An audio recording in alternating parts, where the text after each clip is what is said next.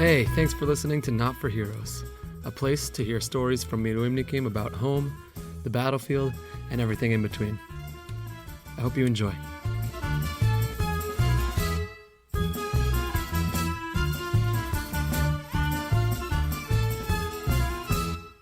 Welcome to the second episode of Not for Heroes. You may have guessed from the intro music, my guest today is the one, the only, Barr Solnik.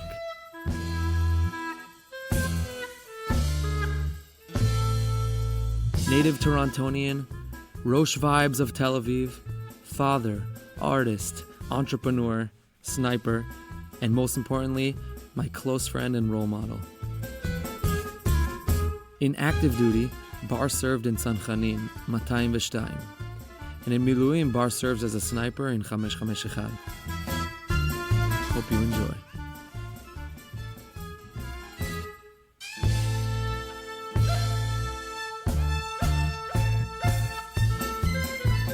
Welcome, Barr. Thank you so much for joining me. Thank you, Adam Goldsmith, for hosting me on this really Barr. awesome podcast. It's good to be here. Welcome to Barr. So before this, you were telling me that you just got news that you were heading in for Seves Gimel for round 3, and that you were a bit nervous to tell your work. So I guess I'll start by asking, what does it look like for someone to be supportive of Chayal Miluim?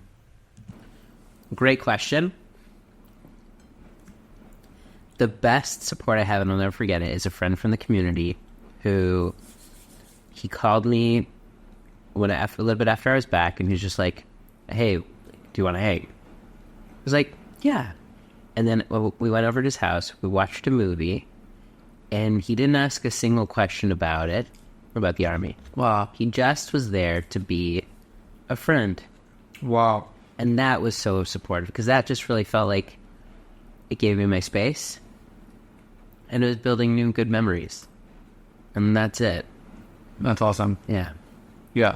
Because you felt like the war and everything about you being a soldier has just been the only thing that's been defining of you, and this was just friendship. Pure friendship. Like, hey, what do you want to do? Oh, let's watch a movie. It just felt so good to be normal. And this was right when we got back, right when it was over. For me, the first half, which was very traumatic, to sit down and have this really nice, normal time felt so good. And then we had it a few times where we just chilled, and he never once asked me anything during that period. And I really appreciate it, because then it made the space for me to be able to share if there was something I wanted to say. Did you share? I shared something, eventually, yeah. But it was because I wanted to, and not because he was asking. Right. And because it kind of lended itself to the conversation, like it flowed. Versus the worst thing is when people send you a text message saying, "Hey, how are you?" Oh, so open. It's so bad. It's like, what do you really want to know? It was an ulterior motive. Is there more? When did you? You've never texted me how are you before there was a war. It's like, no, I know that they mean it well. Like, oh, hey, how are you? But that's not the right thing. I'm not going to answer that because I don't really want to. You don't have to. Yeah, It's just like one of liberty until very loosely ignored or not. I would even just write up like a heart. Yeah. Not if they said how are you, heart. Like, yeah. I mean, what was for you? What was More supportive? Yeah. Great question. I felt really good when I felt like Alana was taken care of. So if someone was on it, especially a close friend who I knew like could be with the kids comfortably, that felt really good. And especially when they sent me videos of the kids being happy, healthy, normal, like that made me feel really good. Like happy at Gon or whatever, when Gon picked up eventually. But yeah, okay, fine. So let's start from the beginning quickly, but there's so much I want to get into. But okay, so where were you October 7th? Where did it hit you? And like, what were you thinking and feeling? Anything? October 7th, I was in Harish. Alana, and the kids, we were visiting friends. We were really excited. We hadn't been there a long time. Cool. There for some Torah. And then we're going to shul in the morning, and we see like a little bit of smoke. Like it looks like maybe there was an iron dome, maybe there's rocket. Like we're like, oh, that's kind of weird. Yeah. All right, we got to shul. We were like, yeah, should we go back? Should we go home? We stayed at shul for a little bit. Eventually, I went back. And on the way back home, some old dude was like, "It's worse than the Yom Kippur War down there." And I was just like, okay, crazy old man. Okay. And the first is a very, very religious area, so nobody had been on their phones, and nobody really said anything except that this random old dude. So we just said, okay, like, maybe there's something happening, let's just be careful and just stay home. We don't have to be in shul, it's okay. But that was it. We didn't know anything about what was happening until I opened my phone, Motzei Chag, and it's all blown up, and I can see my team is already in base, and I'm the only one who's not there yet. And it's like, oh, wow, I have to go. So that's when I was like, I told her, and I was like, there's a war, and I have to go now. And That's how you said it? something like that. How'd she take it? Well, I actually asked her, do you need me to stay? Wow. And she was like, don't ask that. I was like, okay. Wow. Yeah. So that was hard. I'll never forget that moment of leaving. I didn't say goodbye to the kids. They were going to sleep. I was like, I'm going to let them sleep peacefully. And Did you expect to, like, be home soon? I knew I wasn't coming home soon. I Wow. just didn't know when. It was clear that, like, okay, there's something bad's happening, and who knows. And we had to use a rental car to get there, so I took the rental car. I left alone on the kids. Oh, my gosh. Came to Tel Aviv. I quickly got my equipment. I left the rental car by a friend. Wow. And just got in a cab to base and hoped that the rental car would make its way back. And eventually, the rental company sent someone to pick it up. Awesome. Yeah, which was Yeah. Wow. and Alana stayed there for a little bit, and then she went, picked up her stuff, and then she ended up staying by my brother-in-law for most of it. Can be a challenge. Yeah. Is that comfortable for her? It was very supportive, Okay. but it's hard. So hard. Yeah, you're not in your home, you're not in your school. Like everyone's sensing that something's unsettling. Yeah, and also Sheila was really young. He was crying a lot. He didn't sleep well. It was hard. It was a bit of a wreck. It's such a hard time. He was sleeping in her room. It was just like not great. No gun. Nothing. I mean, yeah, he didn't have gun. And you're older. Noah went to a gun in Beit Shemesh. From day one? I thought they were... No, not from day one. I don't know when. I think it took them a good few weeks before they got... Oh, yeah, probably. A week or something, I don't remember. To be honest, I have no idea what happened a Right. few weeks for them. Like, You were focused. I think it's an interesting thing is that the war we went through and the war people here went through are two very different things. Like, I don't know about you, but like, sirens, we didn't have sirens. No, we didn't experience it at all. I mean, a few, but experiencing a siren as a soldier is, like, different. Right. You're much more focused. You're not, like, you're not cowering as much. It's like, do we go height or do we just stay? Like, if you're on... You just bend over. But, Yeah. so did you go straight to the Otif on Motzei Shabbat or Sunday? So Motzei Chag, I went to Bilu. We got our stuff, and then it's all a bit of a blur. But then we went in these buses. We're supposed to go up north. They said that we have to go north in case something breaks out there. And on the buses, they're like, "Nope, we're not going north." Wow. They were going back. What a switcheroo. It was just like there are planes ready to take us from this area to the north, like we can get there faster. It was like, here's the whole thing. And they're like, no, we're going back south. We got our equipment. They're like, in the end of the day, everything was very figured out as on. But eventually it became this, like, our job is to prepare in order so that we can go in when the real grand operation starts. Air Force will do their job. Let's just get ready. So we didn't go to the TEF. We just waited until it was time. Was it hard? Were you itching or you were focused? No, I think we were pretty... like, it sounded like there was a lot of people getting stuff done. Okay. It sounded like the first day was pretty rough, the first 2 days, but that it was getting a handle. So I think we were happy to be the ones to learn from it and focus on it. Well, yeah, what are we doing now? Yeah. Okay. What was your relationship with, like, news? Where you look, like the videos and... Never looked at them. Amazing. Just that. Yeah, this day now things are a lot more public, so things like pop up a little bit more without even noticing. So I do see some stuff, but definitely in the beginning I didn't look at any news, didn't see any videos, and for a very long time, and so just now things kind of pop up, so I see little bits of stuff, but you were happy with that. yeah, I didn't want to, I didn't need to, You were already in it. yeah, You were so in it.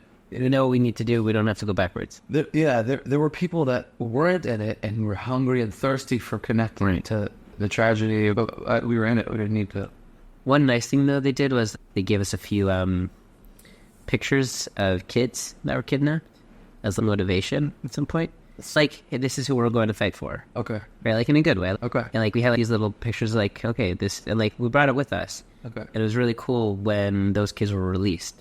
We had those pictures, and like we were in there. It's like you felt like you needed that. yeah, like okay, like we were in Gaza when we found out these kids are being released, and it's like we had that kid's picture on our door or whatever it was. Like yeah, so that was really cool. That's awesome. Yeah. At first, I was also like, is it weird that we're taking these? Like, nah. No, it's special actually. Yeah. How long did you go till your first ATM? Did you go into Gaza before you went home? Oh, so I guess in the first few weeks of training, I don't think I went home. I think my family came to visit. Okay. So they came to visit us. Yeah, they came to visit us and like one of these places that we're staying in. I think maybe once or twice I got to see them, maybe something like that, before we went in. And then we went in for the first time for like 2 weeks. And then we came home for 2 days. That was really short. And how were those 2 days? It's just so fast. Like It's just like rush of emotion. I'm so happy to see you be alive. shower, change, get clean. Oh my God, we're alive. Like Yeah. it was such a stressful 2 weeks and so intense because like it was the beginning. We go in not knowing what to expect, and we had a lot of stuff. But, like it was very like that, so new, and scary and intense. And then coming out alive, we're like, okay, grateful. Well, in those 2 weeks, did anything you had like a coup or something scary? We had, there was some stuff, not like face to face, when we were like, they were in the tunnels, we found the tunnels, we were able to blow up stuff.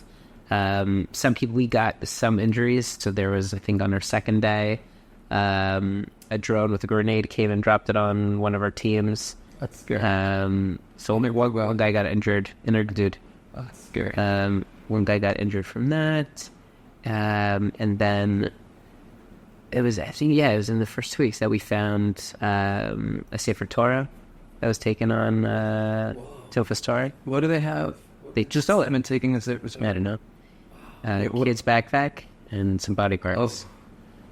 And How did that hit you? That's heavy. yeah, it was big, but we were proud that we got to at least help them figure out this person is not alive anymore.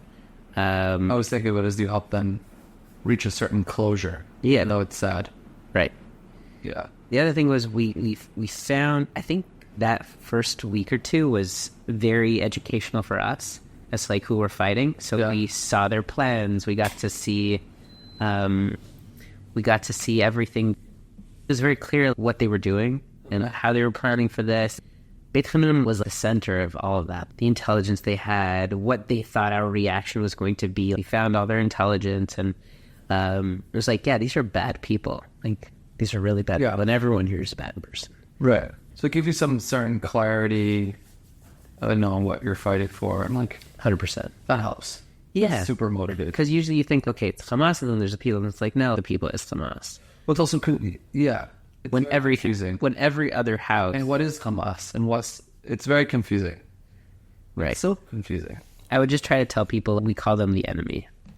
There's no such thing as a terrorist. There's just the enemy.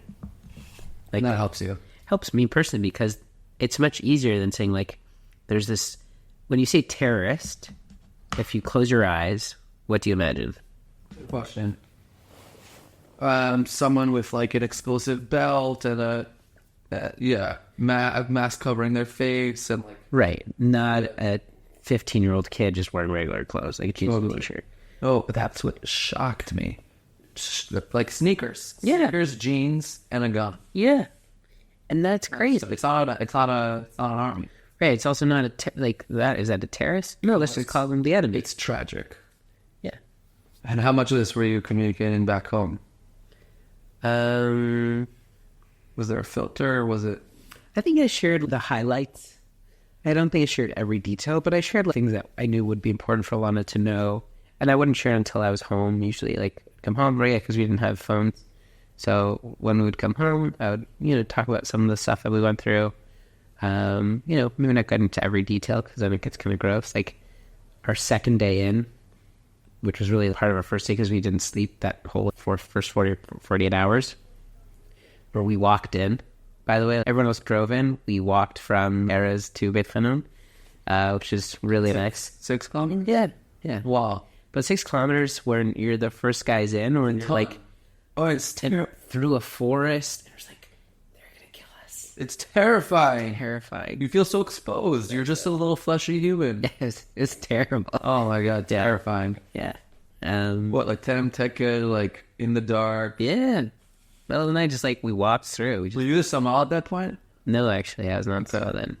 I was just a dude carrying a gun. The dude carrying a gun? Yeah. What was your position? Like, what number in the line? I think we're 4. Okay, and you had your Samed, everything. Yeah.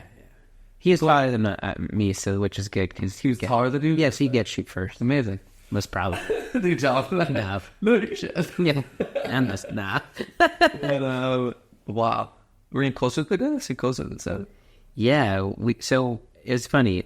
Let's say we're a small team. We're a team of 7 snipers, and 5 of us had been together. 4 of us had been together for a long time. From Sandir? No. Anyone from Sandir? No. Okay. But we've been together for 12 years. Amazing. So it's a long time. You know, it's a ton. Yeah. I mean, it's not like you do a good amount of it. Yeah, no. We know each other for... Yeah. Yeah. So, and 2 guys were Mamashnu with Amre. One of them was, I think 2 of them was their first Miluim. So it's like very interesting, and they come from different places, but we got along well. And your Mafkat. Also, you knew him for a long time? For 9 years? Yeah, he's great. He's good? Okay, that's really good. Yeah, he's great. He's got a lot of energy. He's a little bit crazy. Crazy in a way that makes you feel like you could follow him into battle, or in a way that makes you feel like, what type of crazy? Both. 2 things can be true, right? So on one hand, he's crazy, and it's like, really? I don't think we should do this. Okay. And then he's a Rabakist. Exactly. Wow. He has a brother who was killed from Mechabel in the Intifada. And he carries that with him. Oh, yeah. Okay. They're going to kill him and the rest of his brothers. He's got a big family. I think they're all kind of killers. Okay. Yeah, like, they're here to go after them. And there's nobody who is more there to take these guys out than this guy. Okay, so like, there's pros and cons. He became the best Mfil Masel Krav in the Pluga.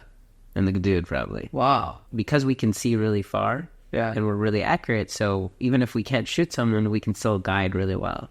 So, Oscar, Matos Krav, we even almost used a ship to launch missiles in. Cool. We really, He's good at the Tiumim Be'Lakochot. It's hard. They have a different Nadbar, no? Chelavi? Like, they sound different on the Kisher than Kinikim do. That's from what I know. Yeah, I think the important thing was just them understanding him. Okay. And they eventually did it. That's hard. It's cool to have. It was cool. We did a lot. Cool. Yeah. We took out individual rooms, floors, buildings, people. So, okay, so you felt like, okay, I'm saying a picture of who he is. Do you feel like you connected on an emotional level? Like, were you able to talk to him about hard stuff? Or I feel like you weren't afraid of it making you seem weak to him or anything? So in the first 3 weeks before we went in, when we were preparing to go, those were the most difficult weeks ever. Because it was really scary. You're learning every day what happened, like what are all the potential dangers. And at first I was actually very scared, like very, very physically afraid. And it like started to weigh on you. And you start to really feel it. Yeah.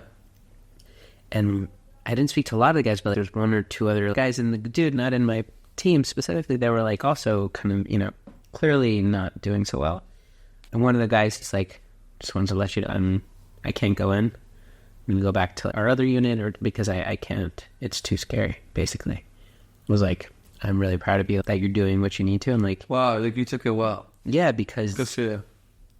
You need to do what you can do and don't be yourself. Yeah. So I think that was really cool that he was able to understand, like, hey, I can't do this. And I was at a point where I wasn't sure if I am the right person to go in or not. I was like, oh, maybe I should just go into like Hasbara. Like I could do that really well. Why were you sure? Because I was afraid. Yeah, and you felt like fear makes you a worse soldier. Well, yeah, I mean, there's the part in the Torah which is like, there's 3 reasons people don't go to war, and then there's the 4th. And the 4th is what if you're afraid? Why? So you don't bring everyone else down. Wow. I was like, I don't want to be that person. Wait, that's Pshat in Torah? It says because you don't bring people down? Yeah. Or that's it? No, that's Pshat. Wow. so that the person doesn't like roughly up, like make everyone else's heart soft. Well, And I thought about that a lot. Like, I'm afraid, very afraid. So I don't know if I'm the right person to go if I'm this afraid. I really feel like talking about the fear brings people up. It's like, oh, Yeah. I'm also afraid, and that's okay. So at first I didn't, Right. but then eventually, and it took a while, like a few weeks, right? Sure, it's terrifying. We've never been in anything like this. And I did tell everyone in the team, we were like since like a circle, and I was like, hey guys, I just want to let everyone know, like, I'm very much afraid. That's so brave of you to say that. What made you... I think because I was at a deciding point, either I'm in or I'm out. Like, I can't. You felt like you needed to communicate it. It was so heavy. I was dying from this burden of fear. Cause And you thought you were alone. Yeah, every day What does Ted Lasso say? There's something worse than being sad. Being alone and being sad. Very good. Yeah. I don't. So you said it. Good for you. So how did they react? they were great. They all just kind of laughed because they're like, we're all afraid. It's Yeah. like, I can't do anything worse. Okay, let's do it. Okay. And I felt good. Still afraid, but much more manageable. Totally. So that was good. So that answered the rough, like, wow, they brought people up. Yeah, or I mean, at least I can't make it worse. Yeah. I think that was nice. And like you said, when you talk about it, it makes you not as afraid. So I think that was helpful. Or that you can function while being afraid. If anything, fear makes you a better soldier. If it's not overwhelming, it brings it awareness. I think in the beginning it was a little bit overwhelming, especially when they tell you every day a new way you can die. Oh, this guy picked up a bag, so you can't touch any of the bags. Can't touch bags. Anything. It's like, well, what if it's... And it's like, no.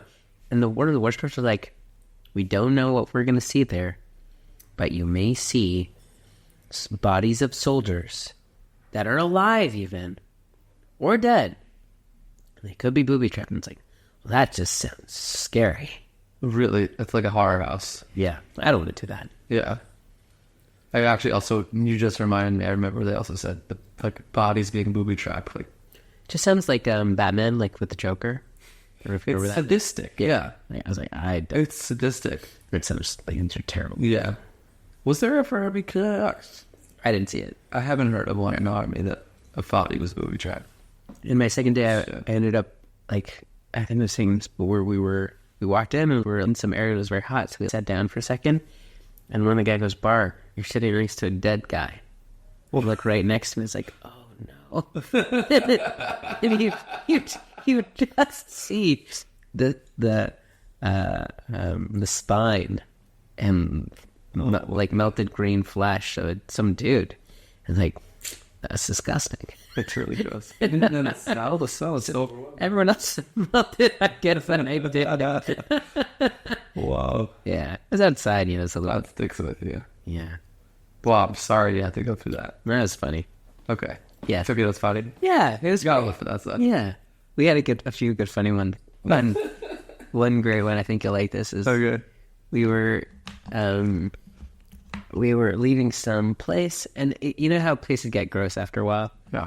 And especially in the beginning, we didn't really have, like, I don't know, people were just peeing wherever they could find that was relatively safe.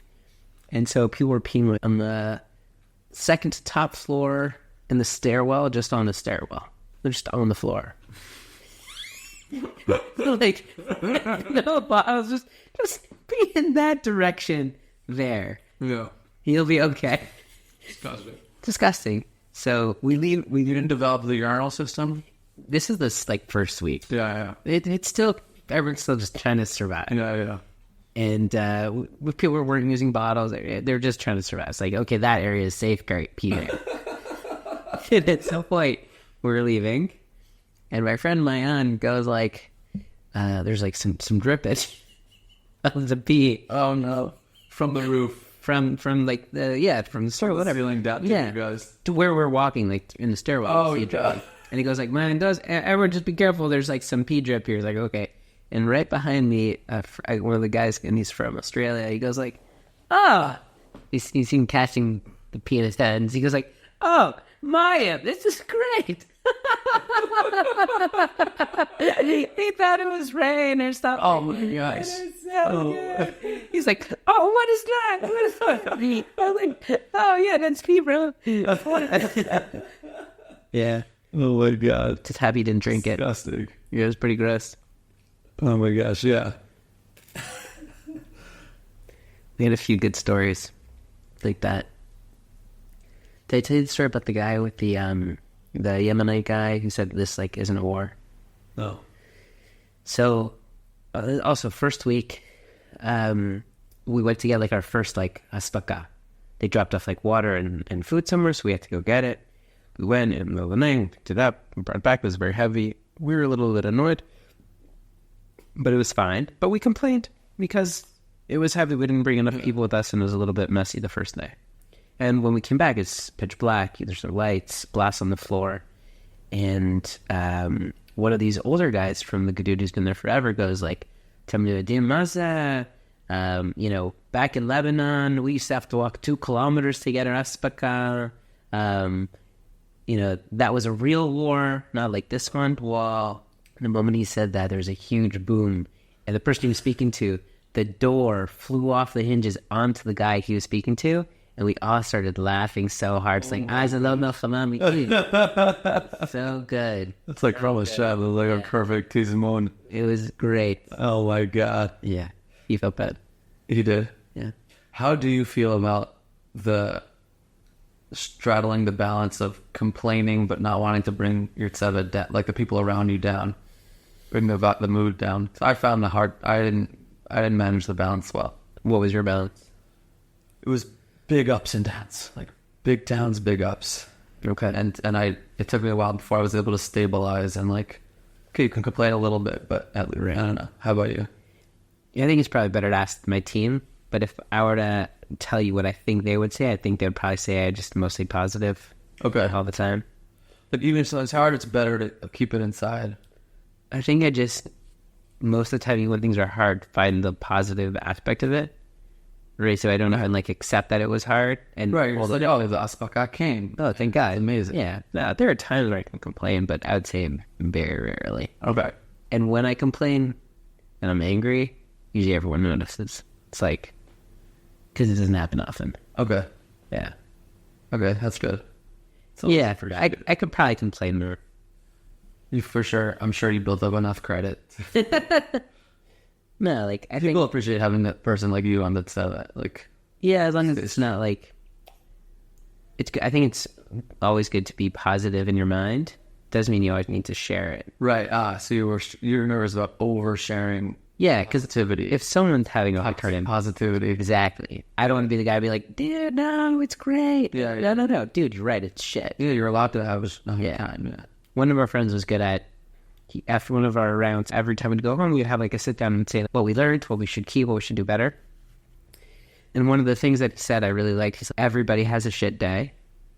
Everyone's going to be upset. And we all need to know when someone's having that shit day and just let them blow off their steam. Right. And not take it personal. And so if someone's being pissed, just take it. It's really good advice. Yeah, it's just good advice.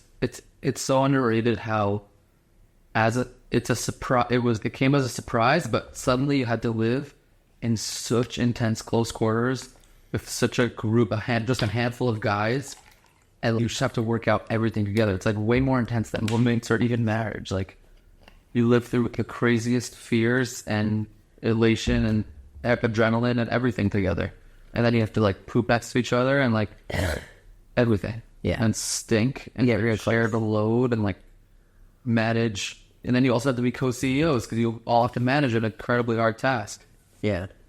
I'm grateful for all of them. You felt like as a tzibit, you got through the dynamics. I think so. As good as we can. I think people were really good. I mean, and how about now? You mentioned there were some changes. A bunch of people didn't come back. How did that feel? I was upset at first and sad. Betrayed. I mean, obviously it's not betrayal. Everyone's got, different things to do, but just a little bit like, I also personally worked really hard to do a lot for the team to make it a wholesome team with good memories. Thinking of our long-term stuff. And then to go so quickly from this great team to a new team was hard. Yeah, it was fair. It's so hard. It's like, it's like you went through a really intense war together, and then suddenly you're still in the same war, but a little different, and then it's like, you have this whole new team Yeah, and new dynamics. totally. It's like, I'm the son on Been it. through the same stuff. Yeah. One of the things that pisses me off is one of the guys on my team. He's a great guy, but he's a huge complainer. Right. And it's funny, I was like, dude, why do you always complain? Not when things are bad, but he complains till the pikud. Because he's like, that's what the army taught me. That's just what everyone does. When the You pikud, think that's how they'll get stuff done? he just thinks that when the pikud says stuff, like, you have to push back. Wow. So now that I'm kind of pikud, and he's doing that to me, and it pisses me off. Yeah. Because, like, dude, we're friends. Why are you being a dick? Yeah. Just be cool. And at the end, he's cool, but it's just, you have to go through this fight for nothing. So you felt like a little bit abandoned by the people you went through so much with. Yeah, I'm scared to go with, like, the new team. Yeah. Is still in touch with the other guys? Are they ever talking about coming back? It's a good question. One guy, he can't really come back. He's got other stuff he needs to do. One guy, his wife won't let him come back. Okay. He can join, like, the Resapia, but he can't do, like, the other stuff with us. Right. That or Kitat Kunanut for his yishuv. Right. One guy, his mom, I don't think is really letting him come back. He's a little bit older, but not that much older. And I think he's, going through some stuff. His dad also died a few years ago, and it's like, I think it's a little hard for the family. And one guy went back to his, like, original team unit from the army. So, yeah, it's a lot. Yeah. Okay. Yeah. So nothing about it made you feel like, have you ever considered taking a step back or a break? I feel like once you take a break, you lose momentum, and it's hard to go back into it. I definitely... It's a lot of pressure. Yeah.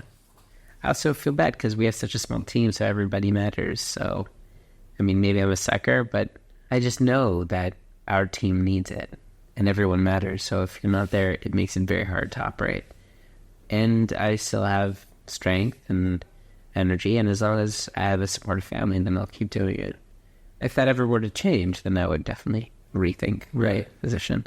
Yeah. Okay. So back to home. That's what I was going to ask about.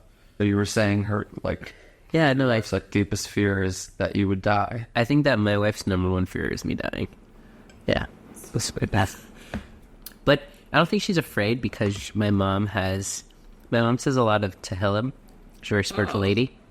And a lot of feels like that protects you. 100%. It makes her not afraid. That's sweet. That's nice that it gives her some comfort. Yeah. But it's not comforting when she says that, like, I'm going to kill you if you die. Not comforting too. No, it's really hard to hear. Because it's your worst fear also. Mm-hmm. You tell me. I think I'm afraid of being a cripple. Really? Yeah. Like, I know that if it were to happen, chas v'shalom, I'd be a great cripple. I do think I was about to say that. I didn't know if it was going to be out to say. Say, It would be so good because you have strong resolve and you have a simcha, and Yeah. I think if I was crippled, it would be really hard for me. I don't know. I also think of you as a positive person. Thank you. I think- and I feel positive when I'm with positive people and when I'm with people I like. So it could be that's what you see. I've never seen you really be negative. So you never felt the need to protect her? No, because I know that she wants the truth. I would say one of the things that She really wants the truth. if my wife has one trait only, it's truth. If I had to give her one trait, it would be that for sure. Truth. Okay, cool. So you're truthful. No, I'm peaceful. She's truthful. Really? Yeah.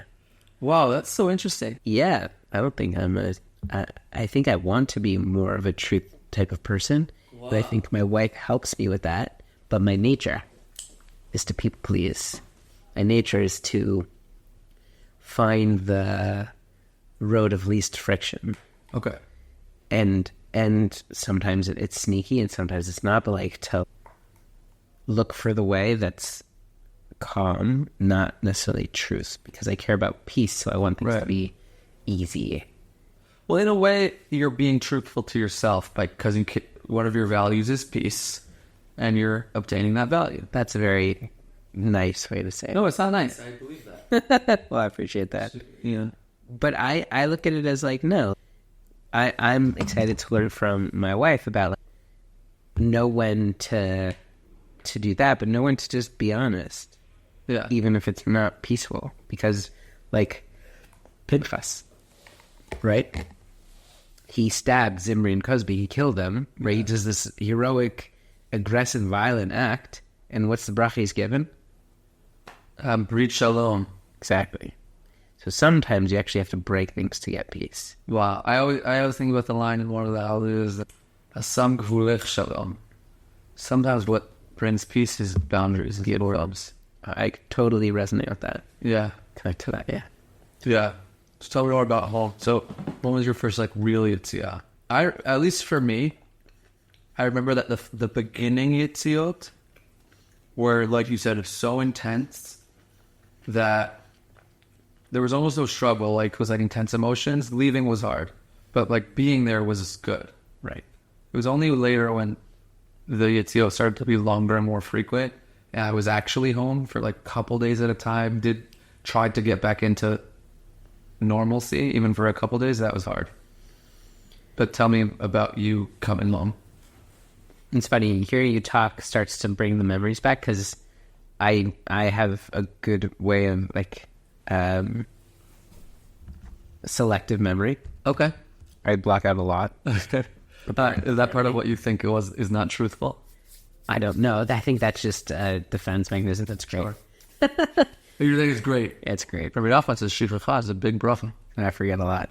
Yeah, speaking of tshuva, I always think of Kol Nidre as essentially like all my promises. It's like who you truly thought you were and what you thought your limitations were. Let yourself break free of those like false promises you made to yourself. Like, I could never do this. I could never do this. You know, the first time I felt like that was this year, by the way. Really? This Yom Kippur. Wow. Yeah, and I think it was the first time I ever thought of that concept of, like, the idea of, like, to yourself, like, be you. Fuck, happy be you. Totally.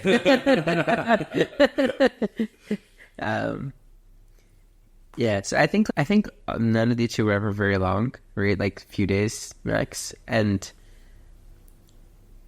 I think the longest was 4 days. Okay. Which meant you have 2 real days at home. So let's say one day is still getting cleaned up and getting stuff, and then the other day is like, oh, we can breathe for a second. But I felt like it was always less just like, it was never about being home. It was always just about gathering strength to go back. And also I never went home, actually. I never went to Tel Aviv. Wow. I was always going to Beit Shemesh. I was never in my element. The one day in the entire time until January, I went home once with Alana for a few hours during the day. And that was the only day that felt normal, because we came back just the two of us while the kids were like away, or like busy in schools or had babysitters, and we just like went to get a smoothie, went to walk down the street. Yeah. And that was really cool. Right. We even like took a nap in the middle of the day. It's awesome. But otherwise than that, it was just like getting new supplies. Oh, I need this. Resting, getting more equipment, getting beef jerky, Totally. getting more meat for the guys. Like, so I was always like, I never really felt like we were really home. I was always just like, but I connect with what you said also, which is like when they would come to visit, on one hand it would be so nice, but it'd also be so weird. Yeah. It's like, it's not like camp. Yeah. It's not like a visiting day, but that's kind of how it's like. Yeah. So you kind of have to like act normal, but it's so not normal. Right. Exactly. It's like, this isn't normal at all. Like, Yeah, I was also like scared. What if there was gonna be a siren? Like, what was I gonna do with my kids? Like, I was so afraid of traumatizing them. I was totally not thinking that. Okay. Because I feel like they had more trauma with sirens where they were. Like, I don't know, we didn't really get that many stuff. Sirens, all that stuff. Like, I don't know. And what was your relationship with your kids at the time, specifically her oldest? Sheila was young, so not so much. I know that he had major child trauma. Like, it was very hard for him, clearly. Like, he suffered, I think, a lot. I think he suffered the most, in a way. Yeah, he had it really bad. He didn't sleep. He was just not happy. He was like almost a year when He was just 1 year old. He just turned 1. Yeah, that's Very sad. Rosie, even just this Sevev, I mean, she's 1 3/4, so it's a bit older, but like she just saw me get on my Madim and she like broke out crying. Yeah. Because she just knew what was coming. I didn't say anything. I wasn't gone yet. It was my first day that I was leaving to the new Sevev. That's it. I felt so bad. I was like hugging her, but she knew, and I had no choice. I literally had to go. My ride was outside. It was so sad. The worst part is the leaving them, saying goodbye. Did you find it, for me, I found that, like, let's say the first time I said goodbye was hard, but it was okay.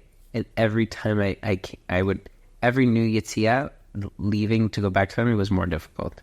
I could see that it was harder for them, more draining. Like, I could see, like, more crying, less letting go.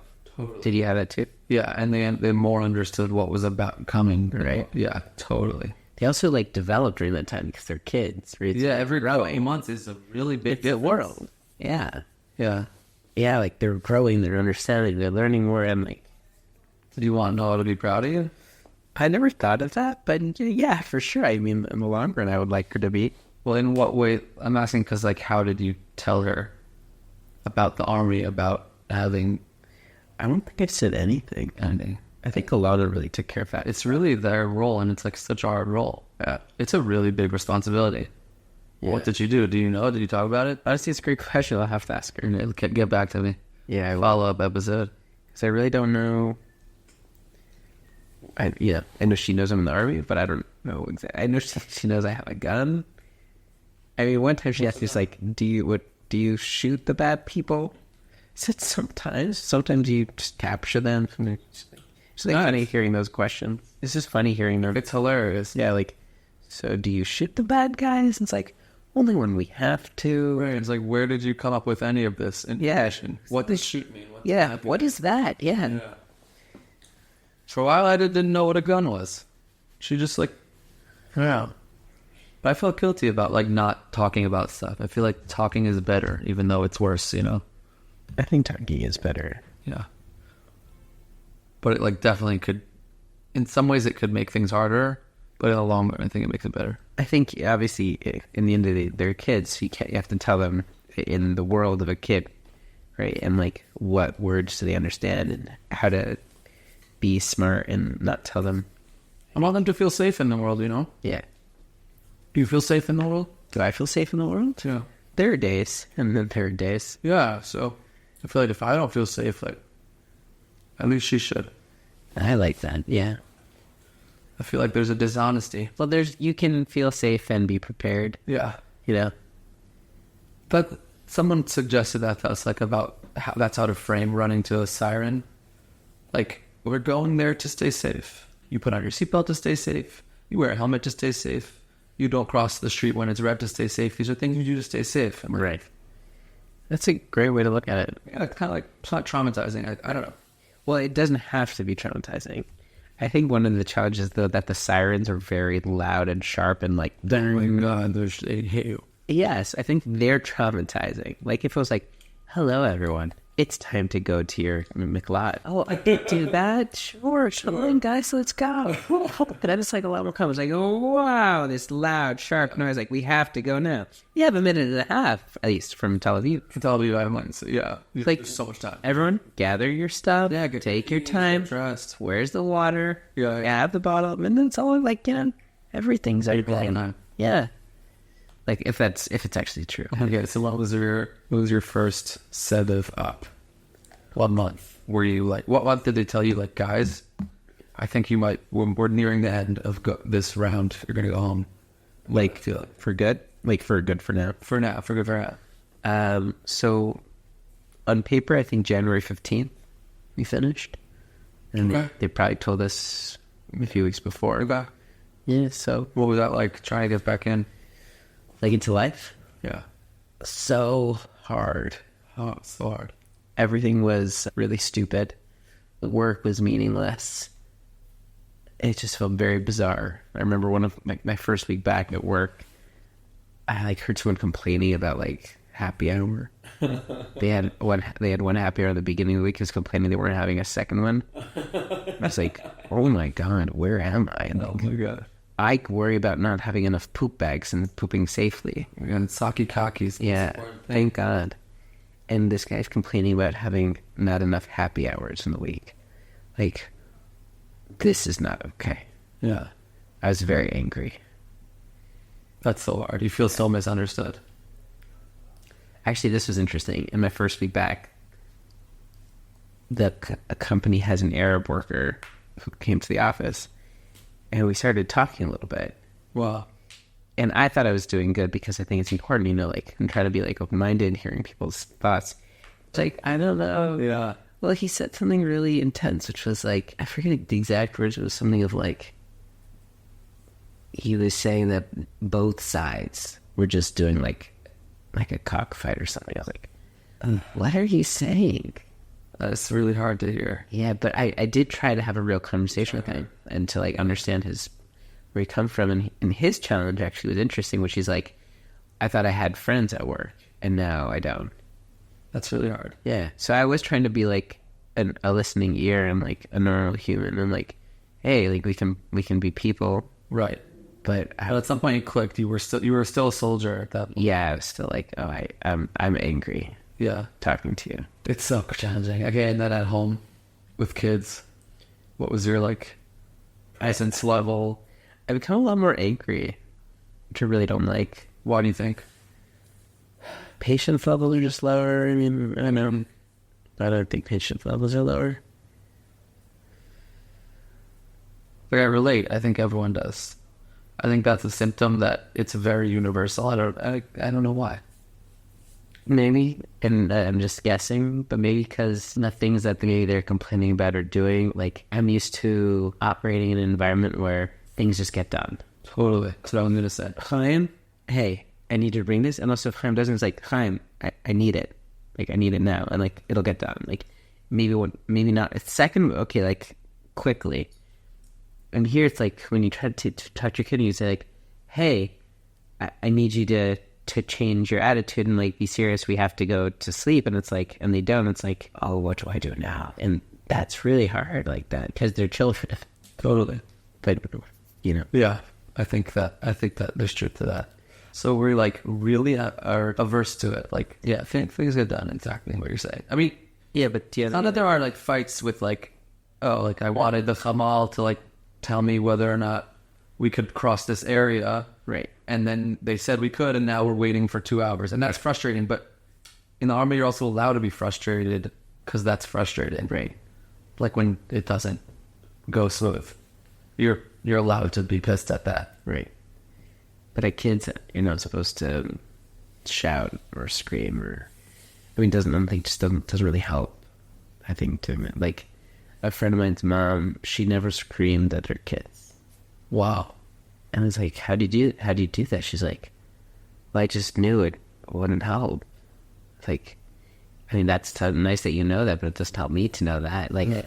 So like how to be more patient and calm and truly calm, not like pretend to be calm, but like to actually be like more patient with kids is really hard. One thing that helped, but like, I think like I need to do this constantly is like I took Noah on a trip to go skiing last 2 days, and that 2 days of just being with me and her, and with a few other people, just like I could just focus on like the main point was just me spend time alone with her was very good for that relationship of like reconnecting, bonding, building good memories, and that makes it easier to be patient later. And I think for both of us, like in the end of the day, like why should my kid listen to me? Why just because I'm her dad? Like no, that's a relationship you have to build.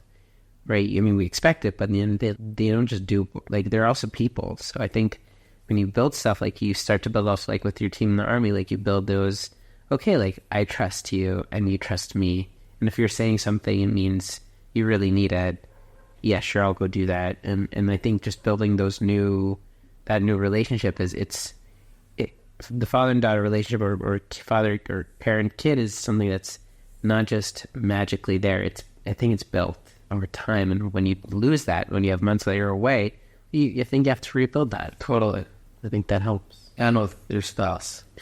Yeah, that too. I mean, I think that's harder in a way because spouses are busy and you need to like set time and totally time. I find that they're more like they're in a flow. They learned how to operate without you. Right.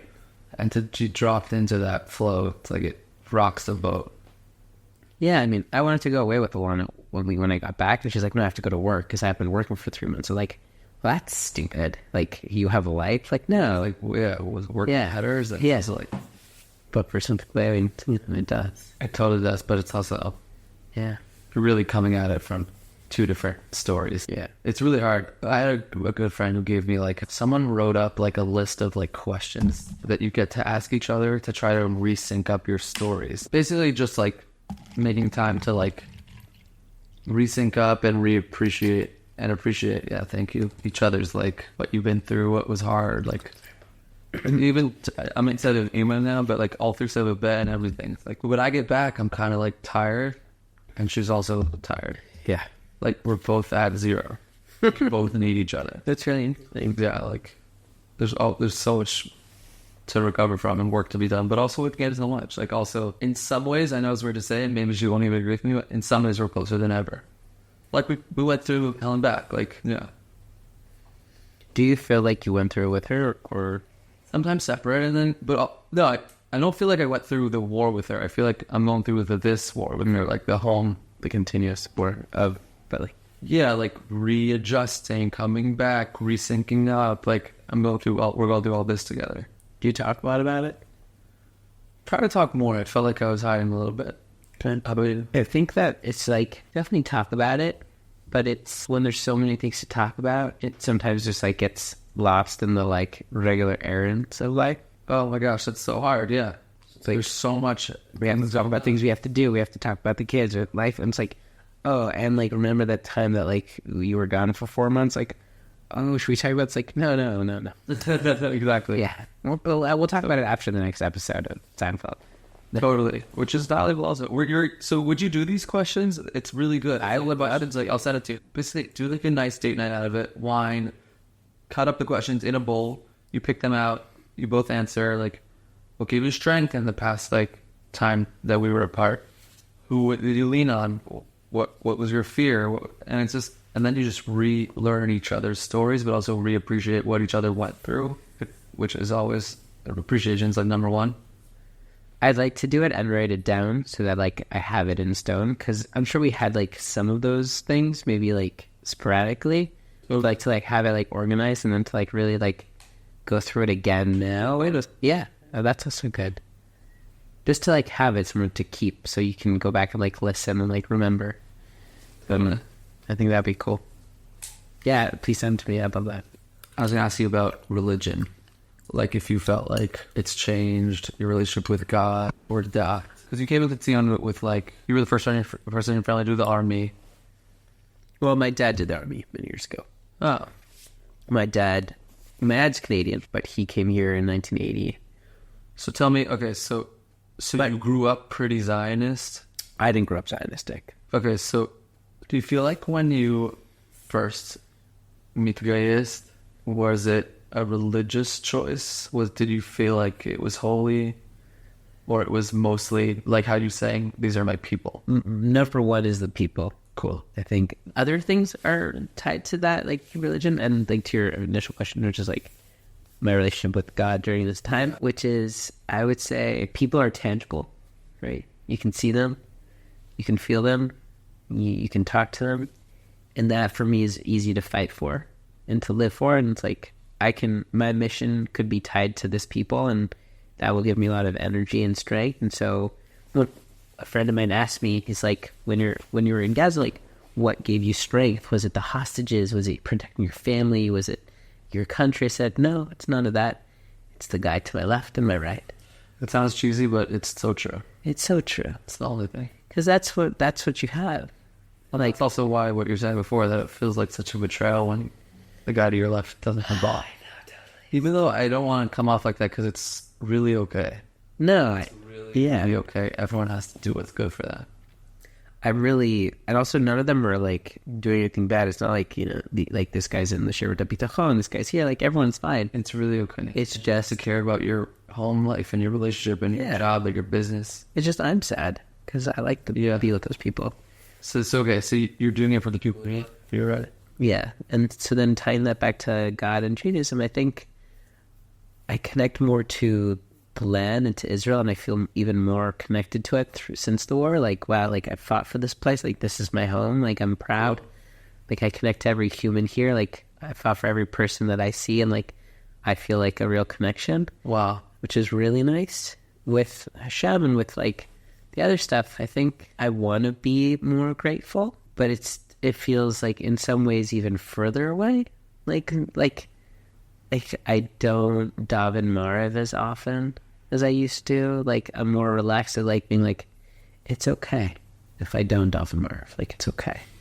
Like it's fine. Like God will understand. Yeah, like I'm really tired right now. Like I think I'll sleep and I'll have a nice shabbos tomorrow. Yeah. Like I'm still very connected, but more Forgiving. a little bit more forgiving, and I don't want to be too casual with God, because like there's that like sentence like be casual with me, I'll be casual with you. But I think I have to refine where my focus is. I think that's the key in like the building blocks. And I think, you know, I don't say it and I probably don't think about it often, but there is definitely like a part of like, too, like, what the F?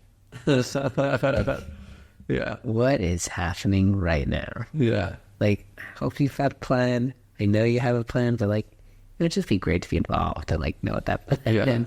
Yeah, to not be so confused. Yeah. You told me this story, but you have to share it here, and we get on with this. You have a great story, a spiritual story in Gaza. You know what I'm talking about? Which one? Chalice? Oh, the Chalas. Yeah, sure. So this is a great story. A good friend, my Temed, actually. The tall one. The tall one, who's still alive. Oh, man. Thank God. Believe that. He should live to 120. Oh, man. At least, if not more. And one morning he wakes up. I think this is in Jabalia. And he goes, guys, I had a dream last night. This is Friday. He says, the Boston Rebbe came to me, and he said, it's a big schus to make challah. And then he said, there's this big table. Me and the Boston Rebbe are there. There's these big, beautiful challahs. We're all there having their Friday night dinner. He says, I'm going to make challah. It's like, okay, Dove, good luck. Thanks. And he went out, and he found flour. And he found some kind of oven, and they, with my friend who's like a kibbutznik, put it together and somehow, made it work. And he found all kinds of stuff, and he just put it together, and what have you got? Bibbly bobbly boo. And he made these two beautiful loaves of challah. He even used the juice from chickpeas for the top to like to replace the eggs. Yeah. And they turned out to be the most tasty challahs I ever had. And we ate them Friday night with the whole team. And we had a guy from Malka who worked at the restaurant, and he made this great hummus from the chickpeas. wow. And matbucha from like whatever. And we had challah and hummus. Oh, It was great. fresh. And it was such a nice Friday night. Someone who works at Malka is in your tzevah? In our pluga. That's awesome. Yeah. I haven't seen him he didn't come to second seven. So I don't know where he is now. Wait, that's a great story. And that's it. And delicious. And then it was a big schus to have Colin Gath on Friday night. It's good. Thanks to the Boston Rebbe and his Wabak friend. You have to reach out to I think Ariel Sturman could probably somehow, if anyone could reach the Boston Rebbe, it's Ariel Sturman. I'm sure he can. And you gotta get that story. I'm sure he said, of course, I know exactly what you're talking about. I came to him. Of course. I taught him to meet those guys. Oh my gosh, I love that. Yeah. I'm tearing up. I know it's so cheesy, but I love it. I have a picture somewhere. Someone took a picture of the Chala's log. Another. Starting Sem Gima. It was so bad you're in Batula, I know. Now going back to Gaza, baby. Back up north and back south. Now back south. What does it feel like to go back to Gaza like you were just there? Now you're going back. A little bit nervous. Or a little bit nervous. Like, nervous at all. I don't know. Just, anything can happen once you're back. Right? It could be... Right? People are like, oh, you must be happy you're not going to Lebanon. I was like, not really. I mean, once you're in war, you're in war. It doesn't matter where you are. Like, Right. like you can die. Whether you're up north or down south. Like, it's just war. Like, it's not safe. So it's just... I think... I in those areas, by the way, I do connect more to God, where it's like, I know that the way to get through it is to really put faith in Hashem. It doesn't matter where you are. If Hashem wants you safe, he'll be safe. And if not, not. And that's how you have to look at it. That's I envy you. It's not easy. And you said it was hard to. Huh? You said it was hard to tell Lana about it. I really don't want to tell her. Maybe they'll cancel it. Right. The weather best as Lash.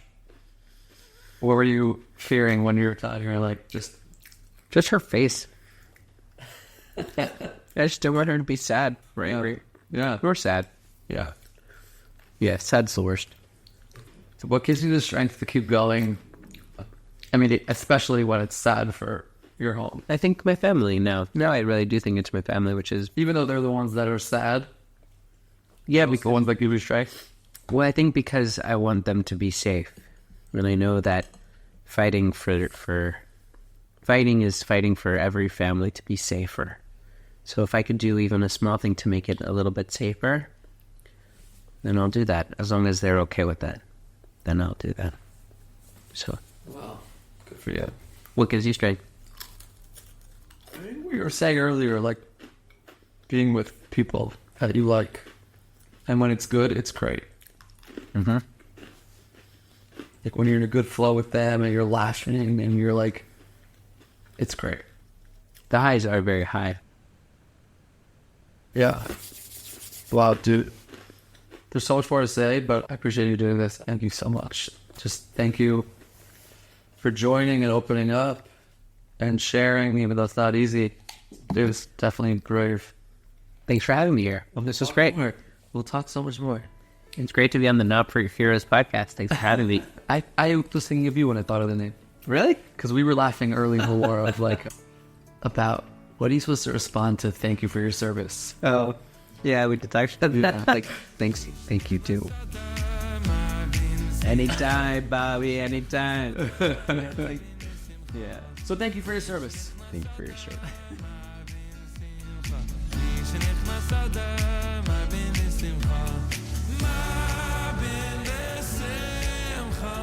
That was episode 2 of Not For Heroes. You can find us on Spotify or anywhere you get your podcasts. Feel free to reach out on Instagram or notforheroespodcast@gmail.com. Thank you so much to Zusha for providing the music. And thank you so much to Barr.